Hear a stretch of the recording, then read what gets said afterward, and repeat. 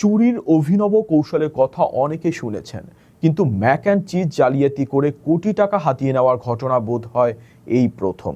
আমেরিকার টেক্সাসে চিক ফিল এ রেস্টুরেন্টের এক প্রাক্তন কর্মীকে গ্রেপ্তার করেছে পুলিশ। তার বিরুদ্ধে জালিয়াতির মাধ্যমে $৮০,০০০ চুরির অভিযোগ উঠেছে। পুলিশ জানায়, অভিযুক্ত কিশুন জোন্স চাকরি হারানোর পর বারবার রেস্টুরেন্টে ফিরে আসতেন এবং ক্যাশ রেজিস্টারে ঢুকে ভুয়া খাবারের অর্ডার দিতেন। তদন্তে দেখা গেছে, তিনি প্রায় ৮০০ বার ম্যাক অ্যান্ড চিজ অর্ডারের টাকা নিজের ক্রেডিট কার্ডে রিফান্ড হিসাবে নিয়েছিলেন। সিসিটিভি ফুটেজে তাকে কাউন্টারের ভেতরে এই জালিয়াতি করতে দেখা গেছে।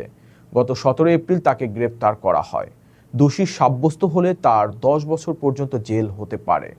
চাকরি ছাড়ার পর একজন প্রাক্তন কর্মী কিভাবে বারবার ক্যাশ রেজিস্টার ব্যবহারের সুযোগ পেলেন তা নিয়ে বড় প্রশ্ন দেখা দিয়েছে।